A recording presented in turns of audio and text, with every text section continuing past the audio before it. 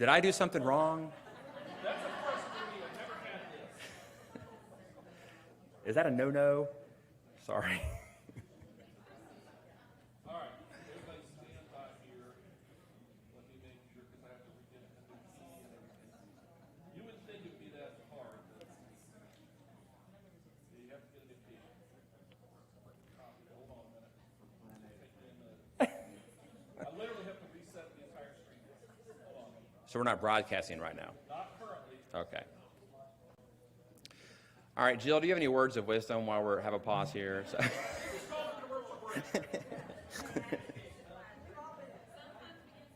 Sometimes we get stuck. Yeah.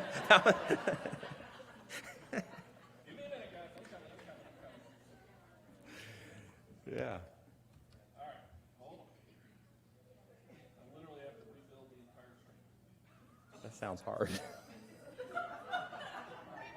is where background knowledge also comes into play. Yes, it does. So you can solve problems. And thank goodness for Chuck's background knowledge, right? If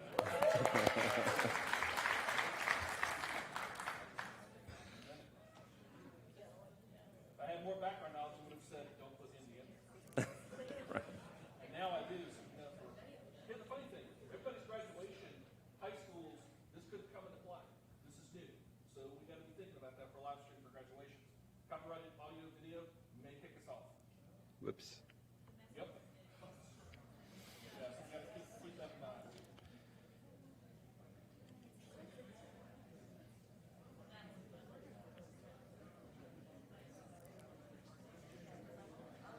Make sure we're up.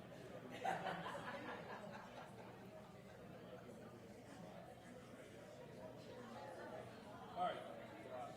All right. See about what you tell everybody knows we're back.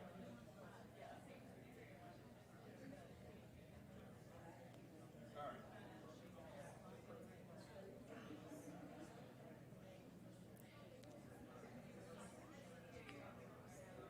All the texts that are coming. Refresh.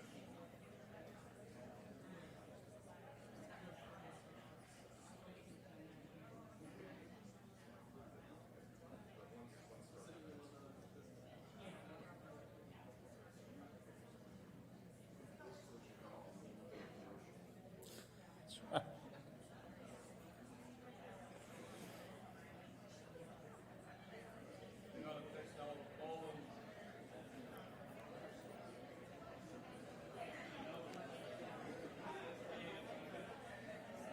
That is a beautiful slide to get stuck on. That's perfect.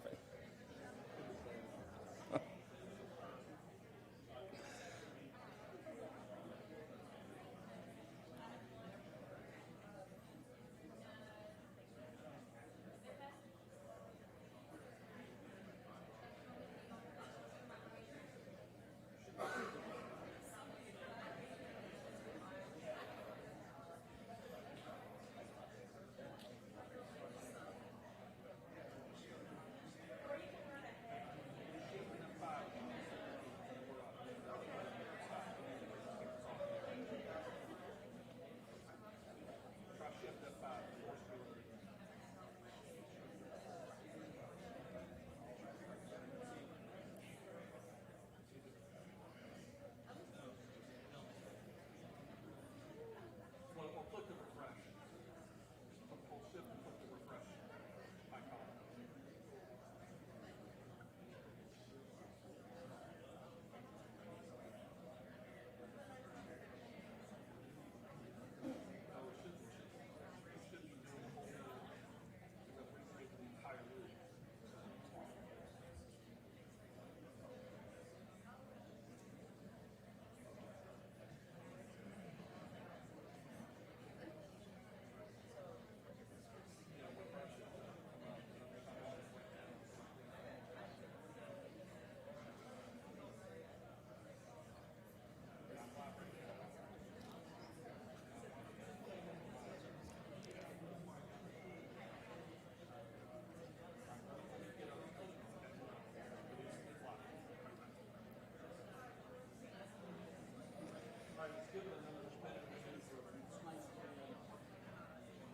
Do they know what to do, or do they have to have instructions?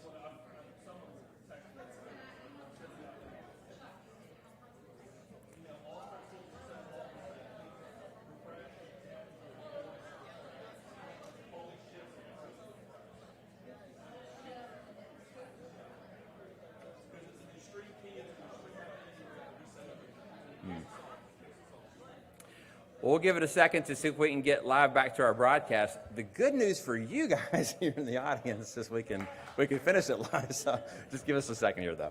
We got 18 people watching now, so they're back. They're coming back. Okay. They're coming back. 19. We'll know when we get back. 19 out of 20. Yeah. Well, they're only groups. I think it's 19 sites, so it's okay. Yeah. 20. It's just the other input.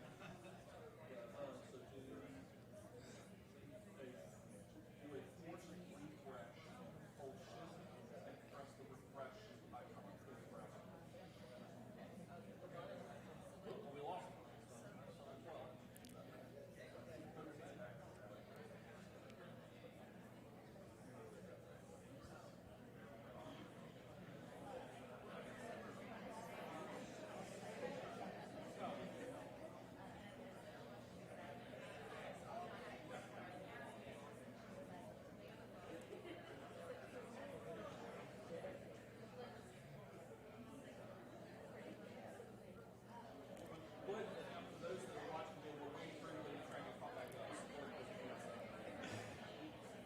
All right, if you're out there in the broadcast, just give us one more minute. Thank you for your patience. We had a little technical difficulty with our live broadcast, but as soon as we get everybody back online here, we'll get started again.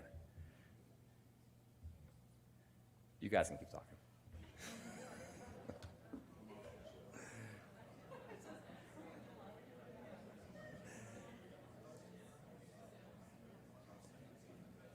They say never let them see you sweat, right? So thank you to Dale Bayless up there. We're keeping the lights low so you can't see me. Okay.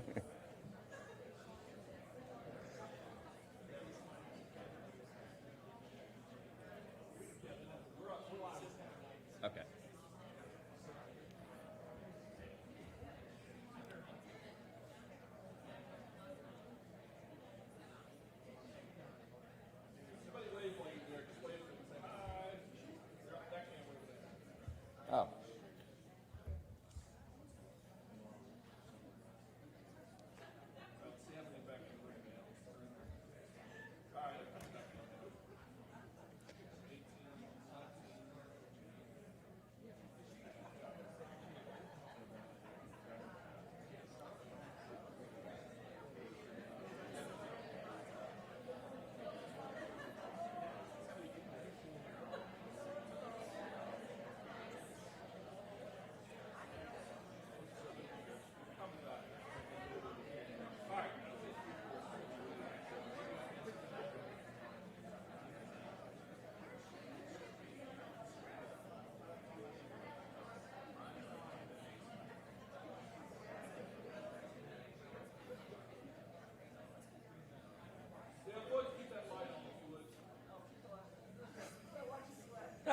Right.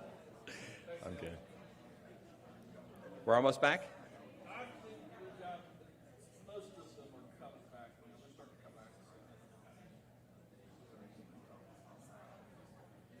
And we'll do it in person. Okay. Do we have most people back? They're coming back. Give it 30 more seconds? Okay. All right.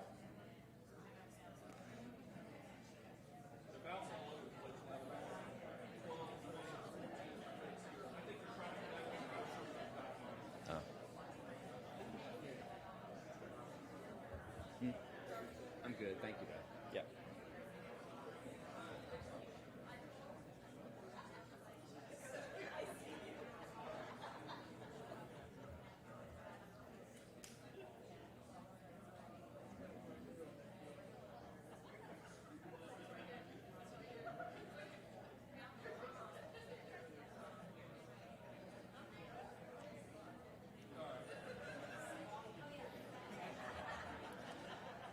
All right, I think we have most people back with us. As I was saying, sometimes we get stuck. So that was not an intentional pause to illustrate that point. So that was apparently an Indiana Jones moment. Remember earlier that we were showing sometimes you have to be penitent, right? And when you mess up, so apparently we may have messed up in terms of our video clip, so we're very penitent about that. Sorry, will not happen again. We promise, at least not in the course of this broadcast. But thank you for your patience.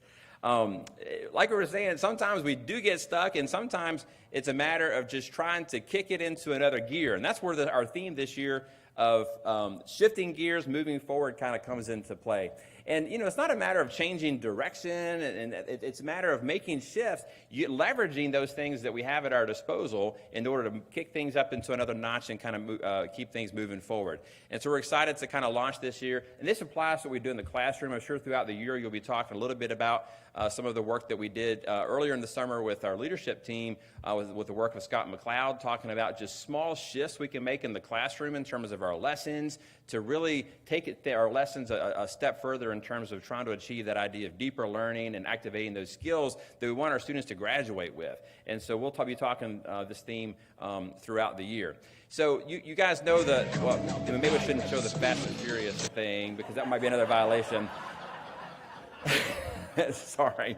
Imagine a Fast and Furious movie where we're shifting gears. You guys know that. So you guys know that when you're in a car, if you keep things in first gear, what's going to happen if you just stay in first gear? You're not going to go very far, and if your car makes a very annoying, loud noise for a period of time, you got to kick it into gear. So how many folks have learned to drive on a straight shift vehicle? Okay, so you know what I'm talking about. For me, it was a 1973 Ford F-150 pickup with the old column shift, if you remember those. That's what I learned to drive on. So you know about shifting gears and how to do that. So just to illustrate the point, and this is not at all Indiana Jones or any kind of issues. I don't think we'll get kicked off because of this one, because I made you a little homemade video to kind of illustrate the point about the importance of gears. I do have a few disclaimers before I start the video. Number one, I had to pull away my daughter from the latest episode of The Bachelorette in order to come out and film this. Therefore, even though I'm also a tech fan, just for the record, I had to wear the UVA gear for her, so just to draw her out there, I just wanted to say that. Also, you'll see an embarrassing moment in which I forgot to put my tennis shoes on when I filmed this, and just know up front, that's not the way to ride a bike, and I know that, so I know the difference. All right, here's a demonstration about the importance of shifting gears. Okay, we're going to demonstrate two different kinds of bicycles. This is Teresa's classic Roadster. It's a mono-speed. It just has one gear in the front and one gear in the back. So we're going to time me, seeing how fast I can ride from that end of the cul-de-sac up to the finish line. So, are you ready, Emily? Thank you for, is it recording? Special thank you to Emily Nicely, who's missing the premiere of The Bachelorette in order to record this demonstration. True story. All right, cut. All right, so this is an actual a controlled experiment, empirical data we're collecting here.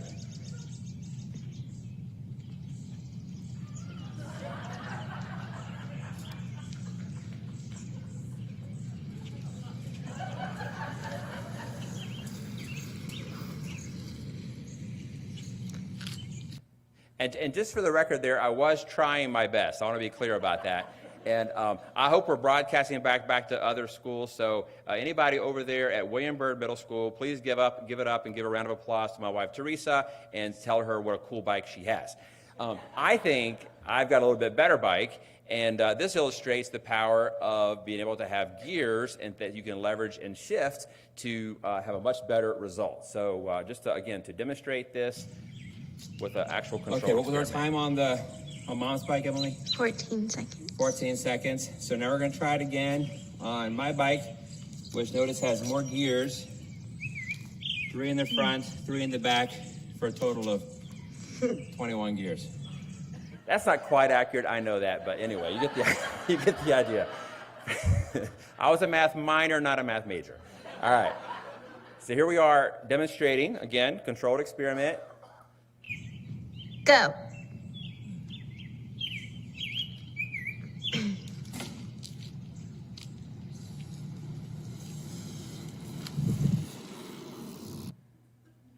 Much better time. And why was that? Is because I had more gears to shift, and more that I could put into play in order to achieve a better result. Just for the record, I've been riding bikes for a long time. I recently ran across these wonderful home videos that that's me. The cute one in the white shirt is me from when I was, I don't know, 2 or 18 months or whatever that is. But this explains a lot in terms of my bike riding experiences over the year. Watch closely as my mom tries to give me a nudge. Yeah. Yeah. Well, yeah. Yeah, not good. So it explains a lot, because I think I did hit my head, and anyway, the rest is self-evident. But again, we're talking about shifting gears. We're not talking about changing direction. We're not talking about heading off in a brand new place. I know, when we first introduced our Sea Change framework a number of years ago, one of the things our folks said is, look, we're excited about what the Sea Change framework is all about. What our biggest fear is that this becomes just another flavor of the month, because that's in education sometimes what we do. We kind of cycle things through, and this year we kind of emphasize this and then forget about that. Now next year we have this new thing, we have all these layers, and pretty soon you can't keep up with any of it.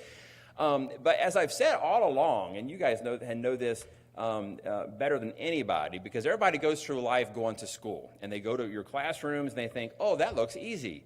As a student, they think, what's the teacher really doing? That looks easy. Anybody could do that. Teaching is not rocket science. Teaching is not brain surgery. Anybody can be a teacher. And, I know for a fact that at least in this room and across our school district, everybody knows who's ever been a teacher and had to do lesson plans and grade papers and give all the thought to it and do all the research and know that you've got to know something about brain science, right, in order to be an effective teacher. You have to know something about all the research that goes into how kids learn, and what good pedagogy looks like, what good lesson planning looks like, all those elements that are required to keep kids engaged and actually not just happy, emotionally engaged, but cognitively engaged in what's going on in the classroom. That takes a lot of work. It's complex, sophisticated work that you as teachers do each and every day. So again, I know that. Thank you for all the work that you do. And when we talk about shifting gears, it's a matter of taking those things, those experiences, that background knowledge, all the studying that you've done, the experience that you've had, and just putting those things together to kind of keep moving forward. So this idea of our Sea Change framework, this is something that has stood this test of time. We still stand behind this. We still talk about deeper learning. We still talk about learning that's engaging and purposeful. And if we have those two things going on in our classrooms, boy, you've got something happening, because you've got students who want to get up out of bed every morning because they can't wait to get to our classes to see what we're going to learn today.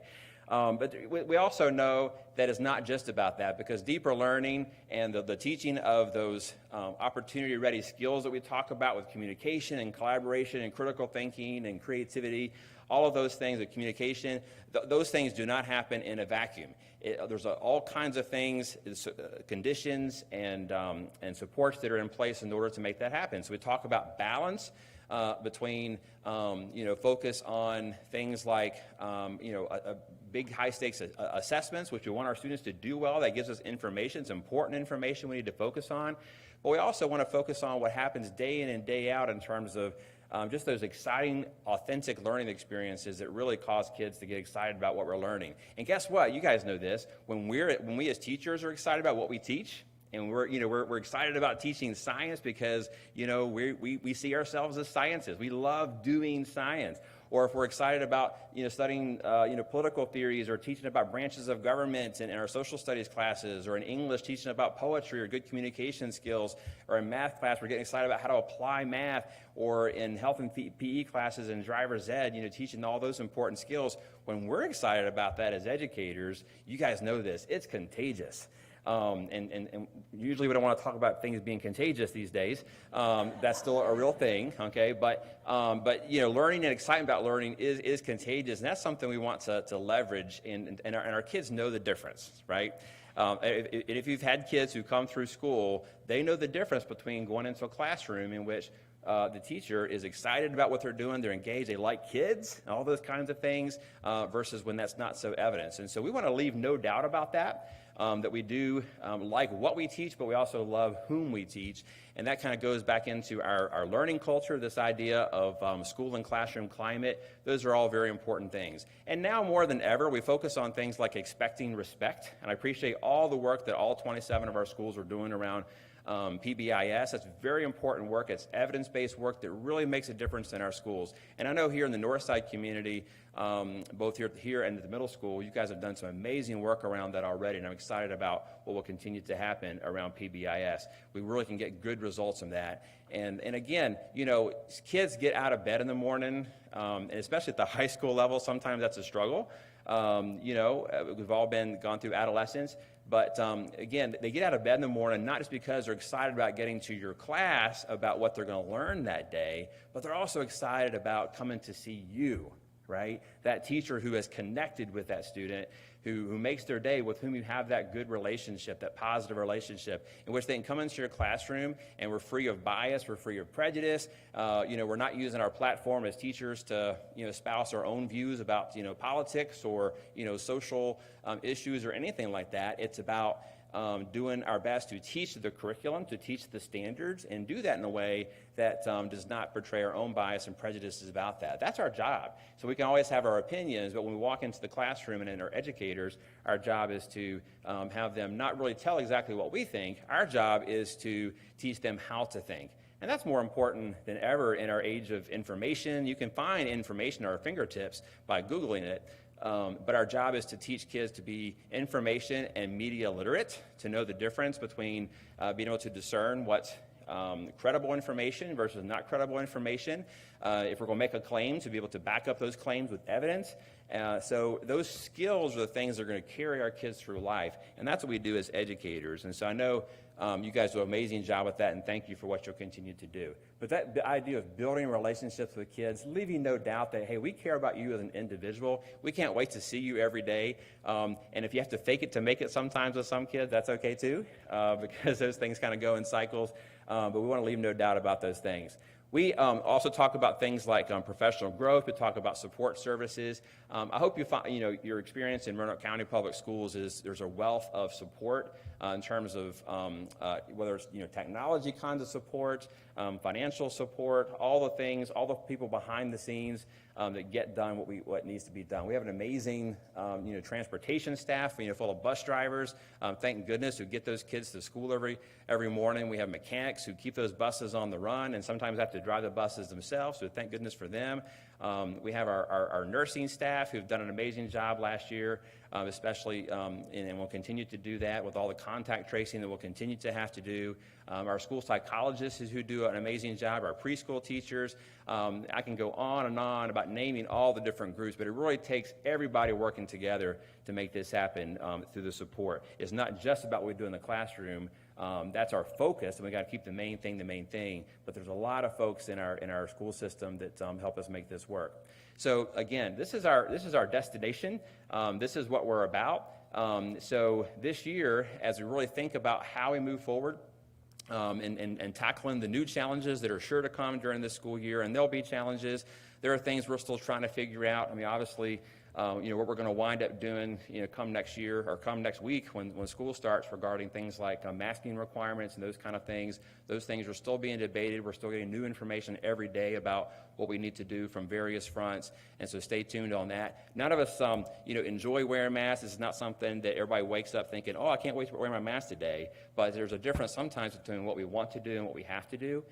So if we wind up having to do that, I'm just so thankful and grateful that we're actually have kids in school every day, 5 days a week. You guys won't have to be juggling with the hybrid schedule, your online kids and doing all that. If there's relaxation as far as we want to do physical distancing to the extent that we can, but not at the expense of keeping kids out of school and having to do hybrid schedules and things like that. So if we wind up having to mask up in order to make that happen, as much as we don't want to do that, that's I think a small price to pay in order to help us to move forward. So stay tuned on that front.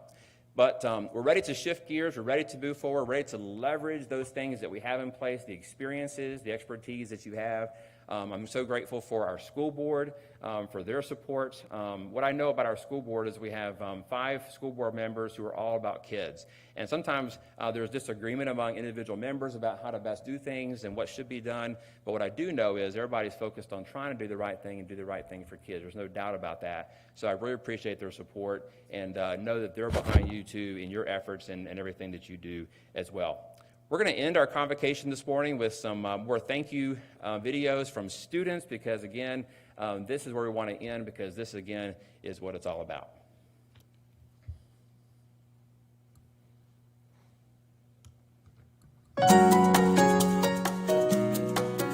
I appreciate you guys so much for helping kids learn. I like that in preschool up to kindergarten, you let us take naps. that was very enjoyable. And I appreciate that you're funny, kind, and very understanding. Well, I know we're starting again right now, not much time, but I want you to know that the work you're putting in means a lot to us, and it's not going unnoticed, and we really appreciate everything you've done. Being a teacher is an awesome opportunity to get kids off to be the person that they're meant to be, to inspire kids to really be who they're meant to be. And your job is an amazing job that I think a lot of people would give anything to do. And I think everyone is so proud of you for what you've done in this past year. And just keep on doing what you're doing and be the best that you can be. Students need a teacher that is going to be there for them and to always love them as a student and as a person. Like, a lot of my teachers I look to, like, there's this one teacher, she's retired now, but she knew my whole family, and I thought of her as a second grandma, and she treated me like I was her own. And I think that students just need that type of bond to know that they're okay and that they have you. All right, it's time to go. We got this. Even when stuff gets hard in classrooms and it looks like kids aren't paying attention, I will be honest with you, we really are, and we're really engaged in the lesson. We just might be tired. But we love the stuff you guys do with all the activities and the engaging stuff, even with coronavirus. It's so much fun. It can get hard at some times, I know, and we will be stubborn, but you know, you just got to push through, all of us, and we can get through this year, and it will be a fantastic one. Don't give up. Like, it's important to just keep going. Even when students may seem like they don't really care or that they might just put things off, just keep being encouraging and keep going. We really appreciate what you guys are doing, even during these tough times. So just keep going, and we really appreciate it, even though it seems like we may not at times. Successful students come from amazing teachers, and you have been with us every step of the way, and we still need you through every step. Every small step we take, you're there for us, and that's what we need. I know you guys are going to do really good and teach us everything we need to learn. Take a deep breath and say, I got this. Work hard. Try your best. You guys are definitely going to be the best teachers. I bet you're going to do an amazing job. You teachers got this. You will do it, and I know you will. All the teachers across Roanoke County Public Schools, you will love it. I will know you will love your school where you're assigned to. I know that you'll do great, and I also want you to know that everything will be all right. Everything is going to be okay. To be positive, keep your head up. Your students are your kids. They are your family. You should care for them and love them just like you would any other people, because you're the person shaping them for the future. You're the person that is molding them into what the world needs. You're molding them into what you want to see and what you want them to see in the world. You want to make it better for them just like you would your own children. Thank you guys so much for all you put into making the school year great. I know last year was pretty difficult for everybody, students and teachers alike, but we're so thankful for all that you do, and I know that y'all are going to have a great year in the public school system. So you guys got it. Teachers, you got this. You can pop it, you can have fun, and have a great school year. I just want to thank you guys so much. My 9 years of school have been amazing, all because of you guys. And I want you guys to just keep doing what you're doing because you're really impacting students' lives and making them awesome and getting them down the path that they need to go. And I really couldn't thank you guys enough for everything you've done. Every teacher that I've had has touched my heart, and I know that all my future teachers will continue to touch my heart and move me to where I need to be in life.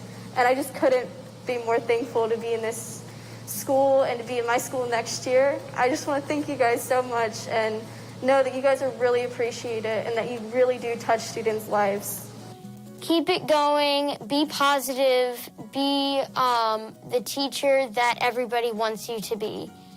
Be kind, ready to teach, and be ready to make both your kids and yourself and the learning all fun. And be happy, and teachers, you do a great job, and I'm proud of all of you. Thank you. You've got this. Just put your best foot forward and try your hardest. To say thank you for all the hard work you do, trying to get all the students on board, even though it's been difficult on all of us, and trying to be relatable to the students. It has been very helpful. We just appreciate all that you do for us. They're gonna have fun with everyone in here, and everyone will be so happy to see all the teachers. So just keep being you. You all are awesome, and yeah. Helping us learn is awesome. And I know you can do it. Well, it's time for another year, and we're just gonna power through COVID, and we're just gonna do it. We got this. I know last year was a hard year, but this year, we have a new start, a new beginning. And, we have this. We can do this. I hope everybody tries to do their best, and that the students are all excited to see you and to just try your best. Keep pressing on. It's going to be a great year. Last year was hard, but you got this. And continue to encourage the students and keep on keeping on.